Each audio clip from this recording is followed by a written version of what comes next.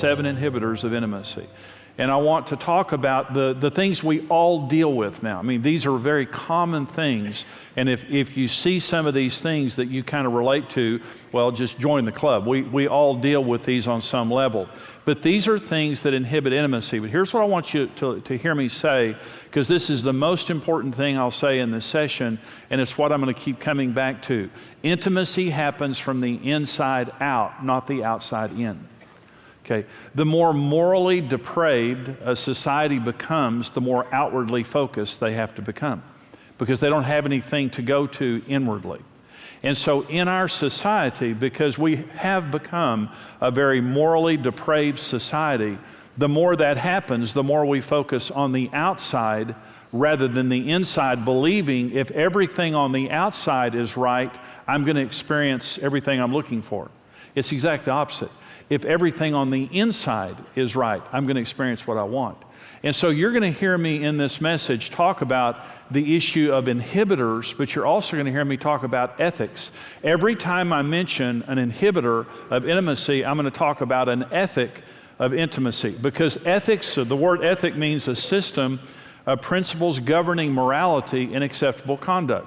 In other words, when Karen and I act in our marriage, it's based on the ethic of our marriage. There's just an ethos in your marriage, whether you realize it or not, that allows and disallows, that causes certain things to happen and keeps certain things from happening. So when Karen and I got married, we had no intimacy. I mean, we had sex, but we had no intimacy.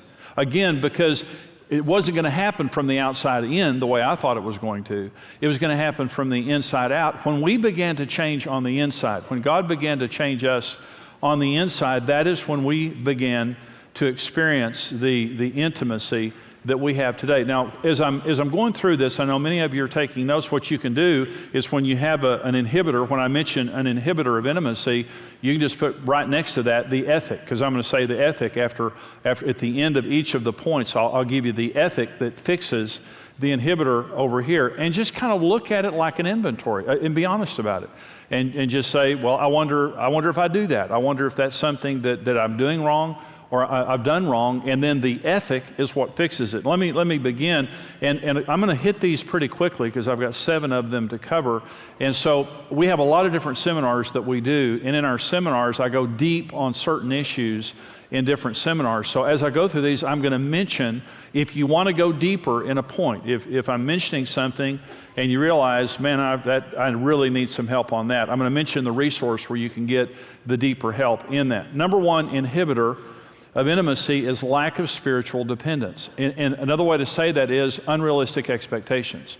Unrealistic expectations set us up for failure in marriage. And Marriage on the Rock, there are several sessions in that, but especially the most important issue in marriage. If you want to go deeper in this point, it's in Marriage on the Rock. Okay, 2 very common expectations that people have when they get married is this: you're going to make me happy and you're going to meet my needs.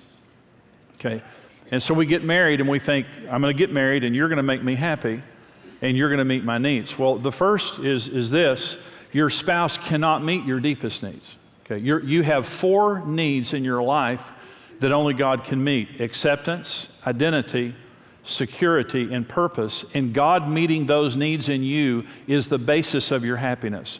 I love Karen, and I'm so happy with Karen, but I could be happy without Karen. Karen loves me, and she's happy with me, but she could be happy without me because of Jesus. And if we say to another person, you're my life, and I can't live without you, that is a codependent statement. And I love Karen. I don't want to live without Karen. But the point is, Jesus makes me happy, not other people. And if your happiness depends on people, then you're literally just at the whim of how people are acting that particular day. Let me say this: in the midst of people who aren't doing what I want them to do, I can still be happy because of Jesus. Acceptance, identity, security, and purpose. He accepts me for who I am. I don't have to have whiter teeth and fresher breath or 6-pack abs. You know, I have washboard abs. I just have a load of towels in right now. They're so precious to me, I cover them with padding. But Jesus accepts me for who I am right now. Acceptance, identity. He made me in my mother's womb, and He knows my real name. Your real name you get when you go to heaven. You'll get a white stone with your real name on it. Because the name you have right now is not your real name. When God made you in your mother's womb, He gave you a name that nobody else has. And part of the beauty of knowing God is He knows who you really are. He knows why. No person can tell you who you are. Only God can tell you who you are. So your sense of identity has to come from God if you're going to be whole and really live your life correctly. Security. Only God can make us truly secure. No army can make us truly secure. No medicine can make us truly secure. No weapon can make us truly secure, but the Spirit of God can make us truly secure. And purpose. I have a higher purpose for life than making a buck and spending it. I have a higher purpose of life than just going through another 24 hours of biological processes. I live for a king and a kingdom. And when I wake up every day, I do something that makes an eternal difference in people's lives. That's the purpose of my life. Acceptance, identity, security, and purpose. Only God can meet those needs. And it's called the principle of transference. If I don't depend on God to meet those needs, I automatically transfer the expectation of that to my spouse. Jesus came to a woman at the well of Samaria, and he was using water as the backdrop of having a conversation with her as a marriage counselor. She had had 5 marriages that failed. And she wasn't being honest with it, but Jesus about it. He said, go call your husband. And she said, I don't have a husband. He said, I know you've had 5, and the one you live with now is not your husband. She said, sir, I perceive you're a prophet. You know, in the Bible, there ought to be a little duh right at the end of that sentence, duh. And so, lady, if you knew who you were talking to, if you knew the gift of God, I'd give you a drink. You'd never be thirsty again. She was trying to get her soul needs met from a man. And when the men in her life could not water her soul and make her feel full and satisfied, she thought there was something wrong with them, and she went through 5 husbands. Now she was living with a guy.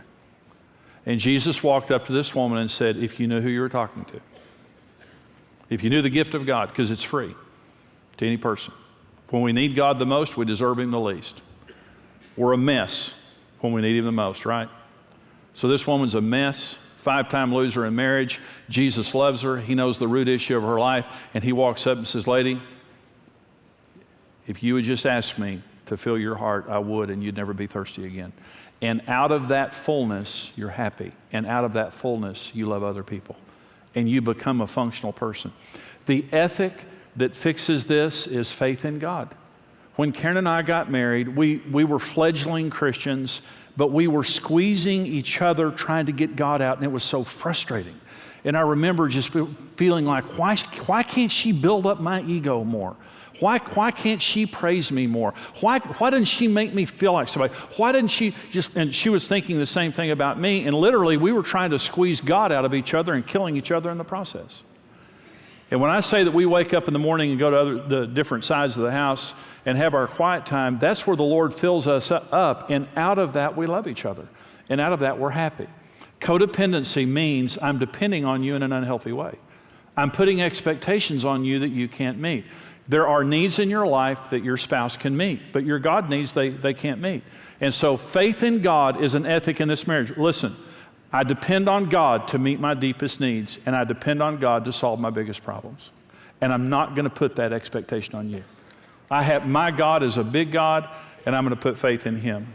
Number 2, inhibitor of intimacy, is rejection of the inherent differences between us. Is rejecting your spouse for being different. This again is marriage on the rock, understanding and meeting your spouse's needs. Compatibility in marriage is based on core values more than anything else, character and core values, but we're very different. If you're very, very compatible with your spouse, you're very different people. And one of the misconceptions about marriage and being soulmates is if you marry somebody normal, they're very different than you. I know that doesn't sound good, but it's right. If you marry, and so when Karen and I got married, I just thought she's so weird because she's not like me. And we got in all these fights because we rejected each other's differences. You have different love needs. The men need the 4 major needs of a man. Honor is number 1, sex. Number 2, friendship with his wife, wants to be buddies, and domestic support. Women are not at all like that. Not that they don't have any of those needs. Number 1 need of a woman is security. Number 2 is open and honest communication. Number 3 is soft, non-sexual affection. And number 4 is leadership, not being dominated. They want their husband to be the initiator of the well-being of the home. All 4 of our major needs are different. And so when your spouse is telling you what they need from you, it's not anything that you need. It's not anything that you can relate to. The mega need of men is honor, and the mega need of women is security. They're almost complete opposites in that sense. And so if I'm going to be able to be intimate with you, it means I have to come out of my world into your world. If you could meet your own needs, you wouldn't have married me. You can't meet your own needs. You're depending on me.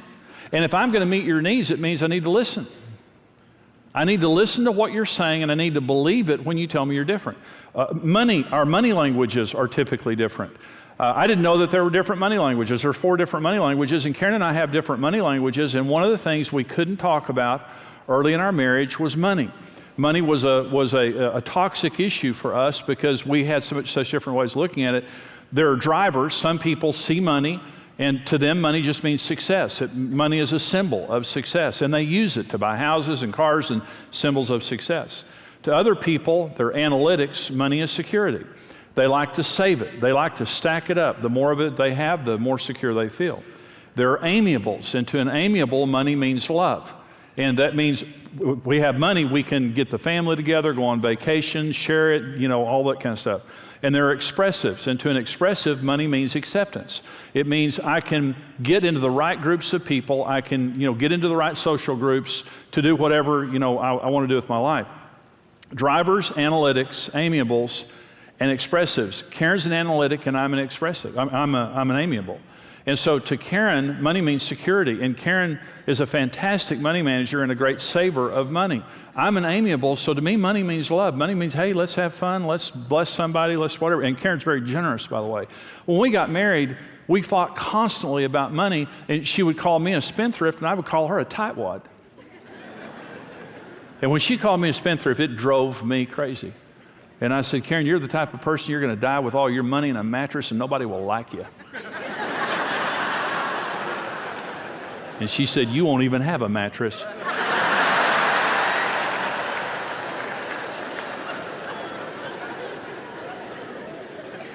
So, we're different. But let me say this. When we learned that we had a different money language and began to respect it, we make fantastic decisions together. Karen restrains me in making decisions and helps me to slow down, and I help her to have fun. And she's down here groaning when I said that, because she's very fun. Everybody knows she's very fun. I'm talking about with money. Okay.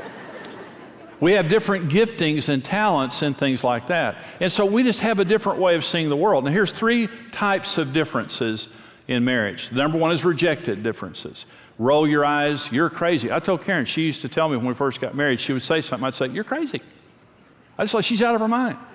The second is tolerated differences. And that's women. Can't live with them, can't live without them. It's not like I'm rejecting you, it's just like I'm judging you. Roll your eyes. The third is celebrated differences. And that is, we're a team. Isn't it great that we don't have the same things in our lives? Isn't it great that God spread the giftings and talents and perspectives so together we make such a fantastic team?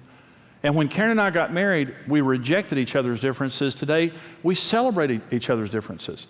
And so when you reject your spouse's differences, you reject them. And the ethic that fixes this is respect. Respect. 2 ways that I respect you. One is I'm not going to talk bad about you. I'm not going to shame you and put you down for being honest about who you are.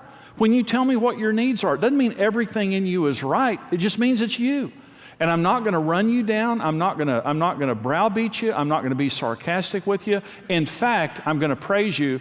One of the key the 4 indicators of divorce, the 4 predictors of divorce, number 1 predictor of divorce is negativity.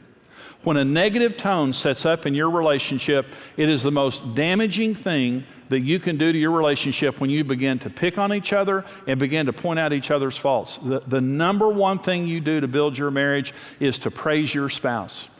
And when your spouse says something to you and you're trying to get it, you're trying to process it, don't say, man, that's weird. Just say, wow, that's so special. I'm going to have to meditate on that. You're like on another level. I'm trying to get there. And it makes all the difference in the world. So, and I'm going to believe you. And I'm going to believe you. When you tell me, I need you to do this, this is what I need you to do. I need you to do this. I'm going to believe you. See, for years, Karen, here's what I tell people when they come to see me for counseling. Your spouse has been trying to tell you for years what their needs are. You just haven't been listening. Because we have this idea that if we marry our soulmate, they're just like us. Everything's just alike. That's not true. If you marry your perfect soulmate, you're very different people. You're not alike. And so you have to listen, and I'm going to respect you with my mouth, but I'm going to respect you with my mind. And when you're talking, and my eyes begin to cross, and I'm thinking, how in the world could anyone be this way? Rather than judging you and rejecting you, I'm going to believe you and believe that God made you that way. God made the inherent differences we have to respect. Let me go back to points 1 and 2 real quickly and say those two issues are why most people don't have intimacy in their marriage. They have unrealistic expectations of each other. They are not depending on God enough, and they're rejecting the inherent differences in each other. And when you have those two elements in your relationship, you're barred from intimacy. You are not going to be experiencing intimacy. Number 3 is distraction. Number 3, inhibitor of intimacy is distraction. The Indestructible Marriage is another one of our resources, and I have a couple of, it's a big seminar that I do. Affair-proofing your marriage and divorce-proofing your marriage are two of the sessions in there that talk about this. Distraction. The law of priority says, Genesis 2:24, for this cause a man shall leave his father and mother. Marriage has to be first. It only works in first place in real terms. It has to come before your children. Your children are precious. Your marriage has to come before your children. It has to come before your work. It has to come before your friends. It has to come before anything else. Our marriage was healed when I hung my golf clubs up. And I stopped playing golf, and I made my marriage first again. And so marriage has to be first. And there are two ways that we get distracted. One is the stresses of life. Okay, the stresses means children, work, busyness, things like that. And that's why traditions and disciplines are critical in our marriage, because it's not what you can make happen, it's what you can keep happening. Do you have a date night every week? Do you have time alone? Do you have time to talk every day? Do you have disciplines and traditions that keep the right things happening? And they're inviolable. No one's getting this time.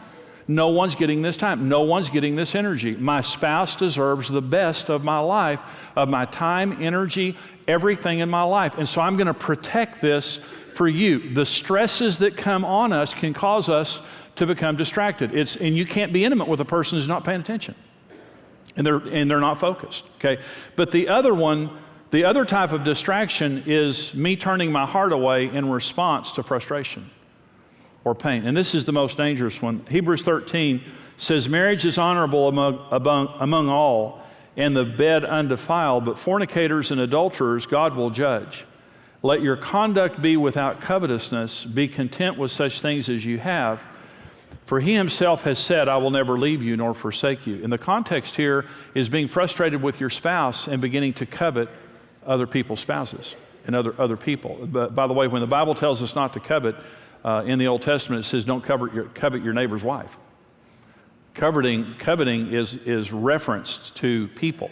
And what God is saying here is you may get frustrated with your spouse. I get frustrated with you.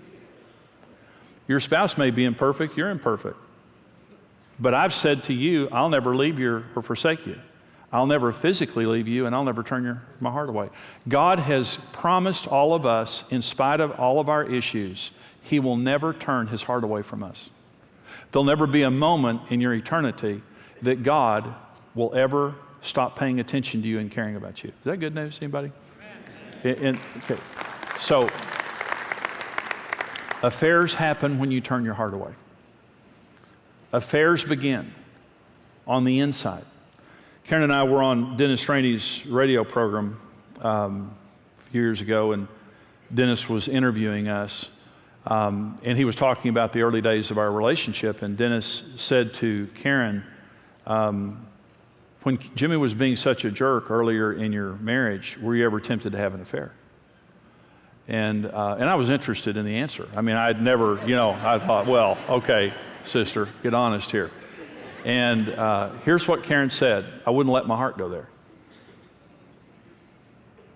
And this is truth. And because of that, she was fighting for our marriage when I was being a jerk.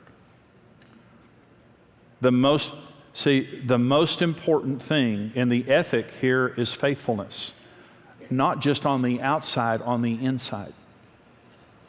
I am going to be faithful to you, and when I'm frustrated at you, and when I'm angry, and when things are going bad, I'm not going to turn my heart away to my friends. I'm not going to turn my heart away to sports. I'm not going to turn my heart away to the children. I'm not going to turn my heart away to anything else, not another person. In the worst days of our marriage, I'll keep my heart focused on you.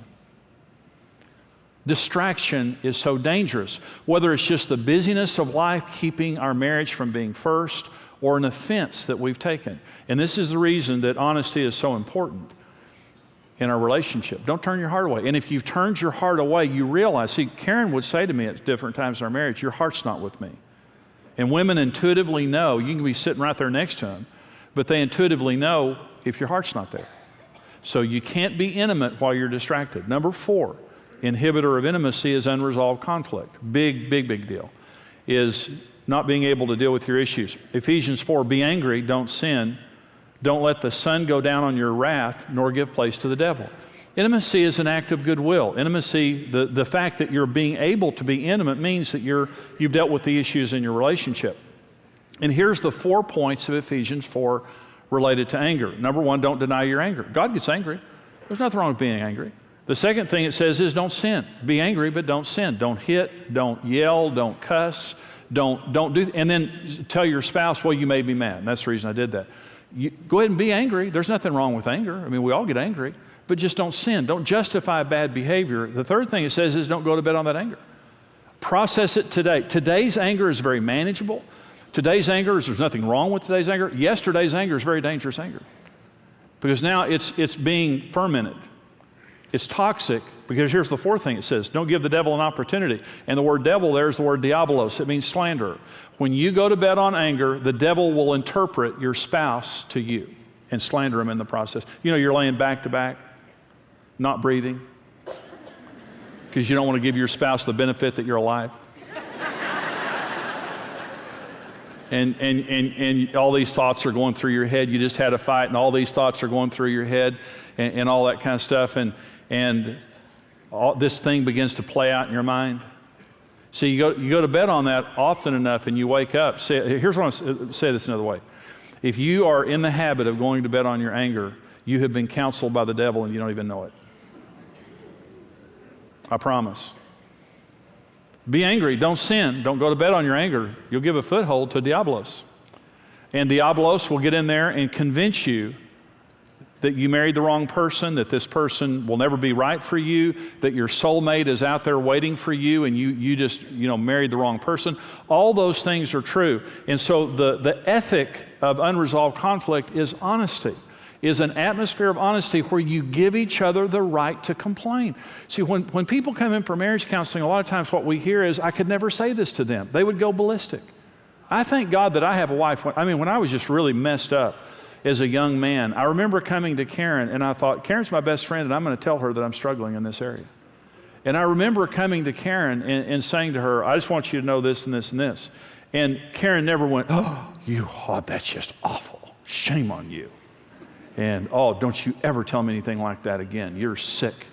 And I would come to Karen and I would, confess something to her or share something with her and things like that. And she'd say, okay, thank you for being honest with me. And then we would talk. And because she was so approachable and she didn't shame me and react to me, I felt safe around Karen. And so an atmosphere of honesty just says, please tell me. And even if I don't agree, I'll respect you and I'll listen. And when you make a decision, the ethic of honesty says we're not going to hide stuff and we're not going to make each other pay a price for being honest. We're going to have an honest relationship here. Everything good happens in the light. Everything bad happens in the darkness. And if you don't let your spouse be honest, it doesn't mean there aren't problems. It just means you'll never know about them.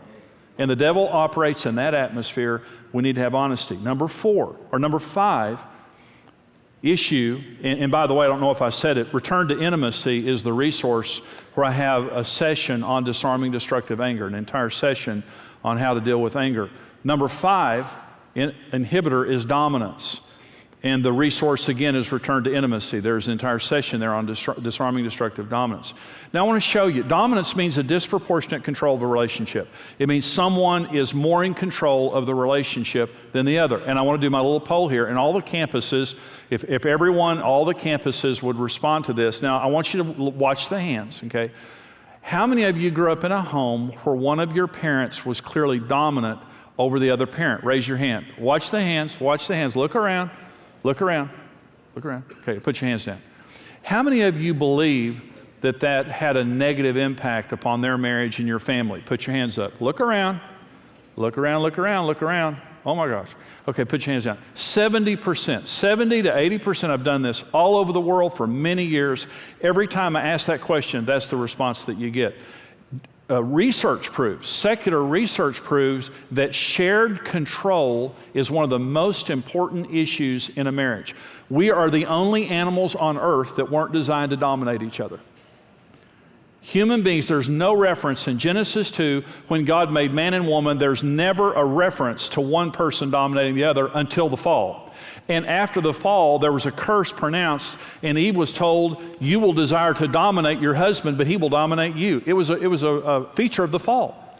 We are supposed to interact and cooperate and make all of our decisions together, and no one should dominate the relationship. Jesus Christ is Lord of our relationship, and we don't dominate each other. And I was a dominant husband. This is what 1 Peter 3 says to husbands. Husbands likewise, dwell with your wives with understanding. That means she's different than you, and you need not to treat her the way you would any other man. She's a woman, you understand her. Giving honor to the wife as to the weaker vessel. Let me say, this is saying be gentle with your wife. Women are not weaker. Let me say that right there. Women can do anything. God made them a little physically weaker so they wouldn't take over the universe. And He had to make sure you wouldn't do it. So you're a little physically weaker, okay? As to the weaker vessel. And being heirs together of the grace of life. Listen, husbands likewise dwell with them with understanding, giving honor to the wife as to the weaker vessel, being heirs together of the grace of life, that your prayers may not be hindered. Karen Evans is a fellow heir of the grace of life. In Jesus, there's neither male nor female, and she has as much rank in the kingdom of God as I have, and she has as much stock in the Evans family as I have.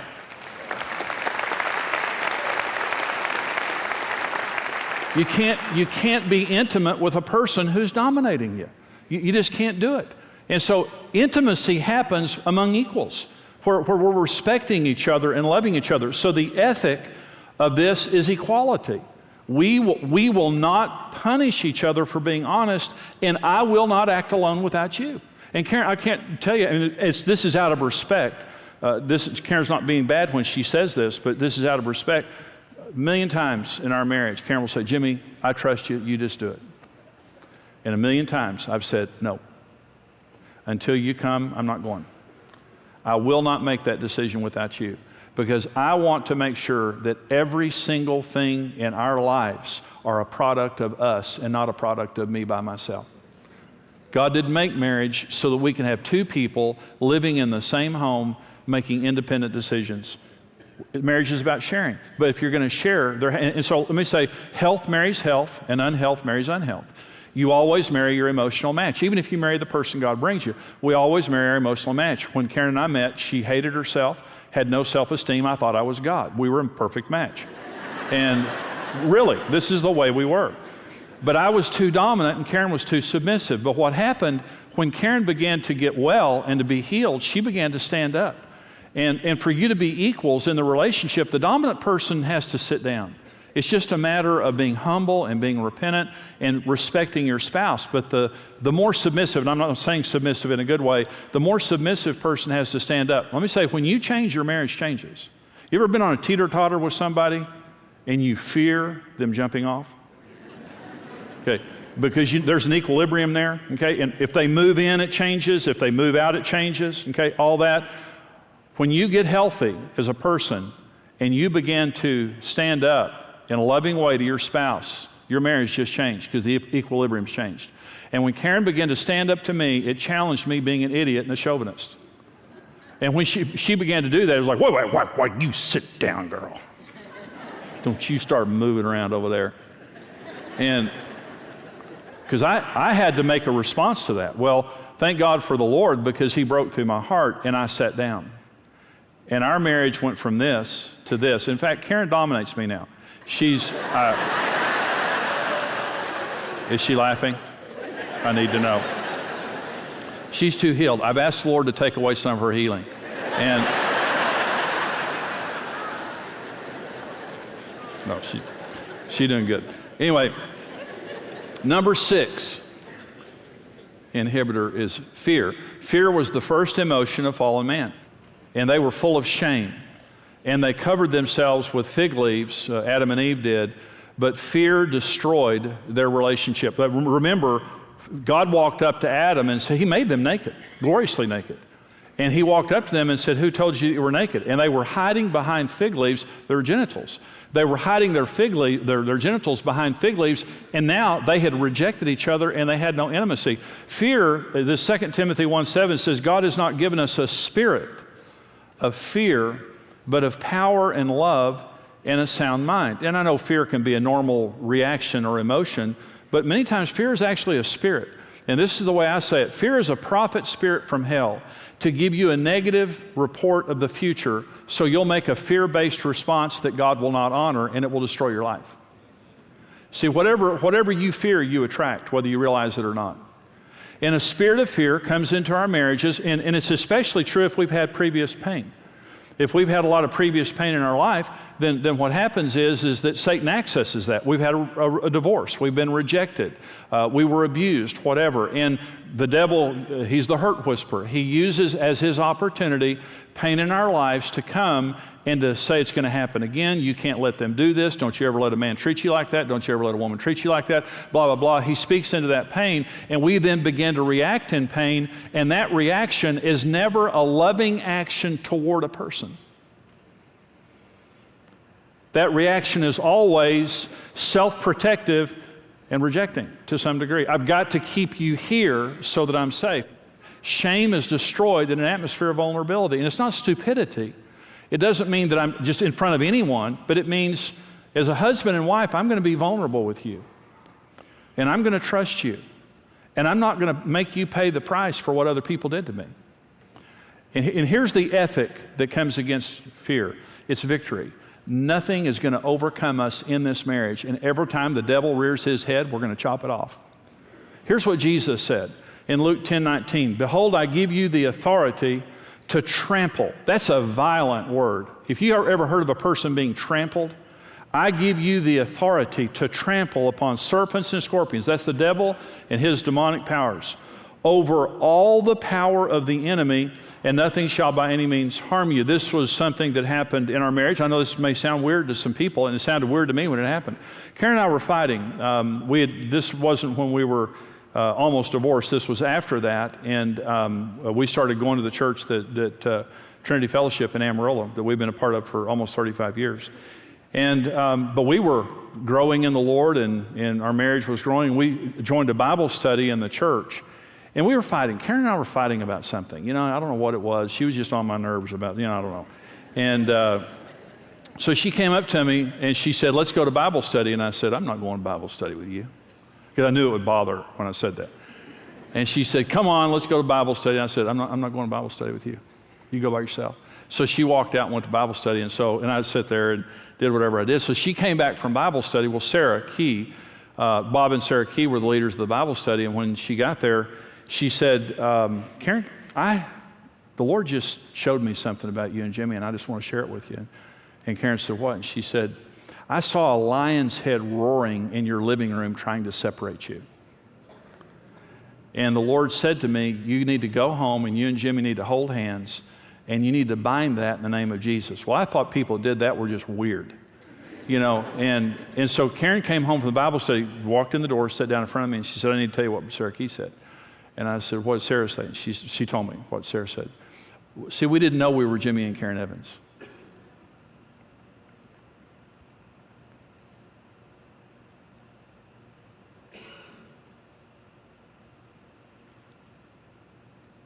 And I don't know what the devil knows and what the devil doesn't know. But I know he had a great interest in splitting us up the same way he does for you. And I didn't know that there was a spiritual force working in our lives trying to destroy our relationship. And Karen walked in and she said, here's what Sarah said. And for the first time as a married couple, we held hands. And I didn't know how to pray. I was not a good prayer. Now I'm a professional. I wasn't then.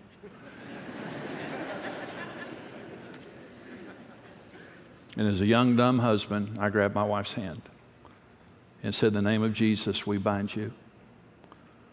You leave our home, devil. We take authority over you in the name of Jesus. And instantly it left. A baby Christian has authority over the devil. It's our birthright in God.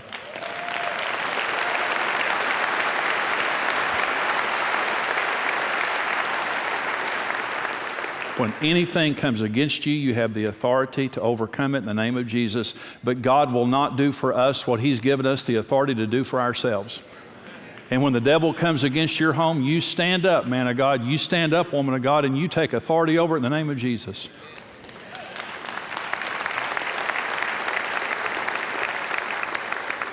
And by the way, the resource on fear is Return to Intimacy. There's an entire session on there on overcoming destructive fear. The number 7 inhibitor of intimacy is selfishness. It's really, kind of the kingpin, I guess, of everything.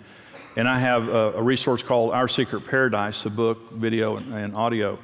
Our Secret Paradise. And the ethic here is servanthood. And I have a message in Our Secret Paradise called The Secret of Ultimate Sexual Fulfillment. And in that resource, in that session, the secret of ultimate sexual fulfillment is serving each other. Because we are so different, and Nancy talked about the differences, and Caroline talked about the differences. The secret of fulfillment in marriage is serving each other. The worst marriage in the world is two selfish people in a marriage. The greatest marriage is two servants in love. And I'm not happy till you're happy. And here's the kingpin question in marriage. Are you okay? Are you okay? An honest question to your spouse that says, are you okay? And I would have never asked Karen that question early in our marriage because she would have answered it.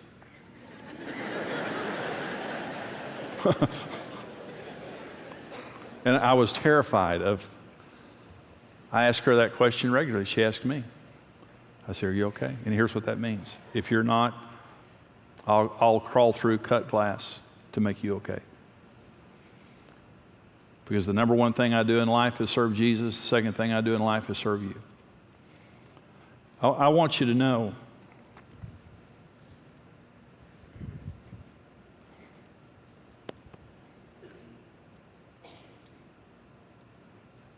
you were made to love.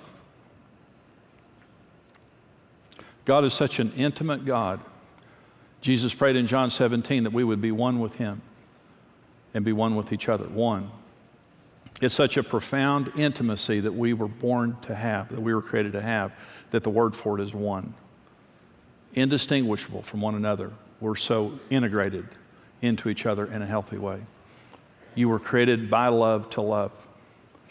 You were created by one to be one. That's who you are. And all that we experience in life, all of our ignorance and all of our hurts that stand against that, thank God those things are on the outside, not the inside. But what's inside is God. And when you look at these issues and you go through these issues, and you're just honest, sit down and talk about them, pray about them. Things don't happen instantly, but the process begins instantly. You can make it in marriage. You have a 100% chance of success in marriage when you do it God's way. Doesn't matter what your past is about, your future is about God. and anything is possible. Marriage Today is devoted to helping couples thrive in strong, fulfilling marriages and families. Led by Jimmy and Karen Evans, Marriage Today touches millions of lives through online outreach, extensive resources, television broadcasts, and its Rock Solid Partners program, a monthly partnership offering topical help and insight from Jimmy and Karen. Get to know what we're about. Find out more at marriagetoday.com.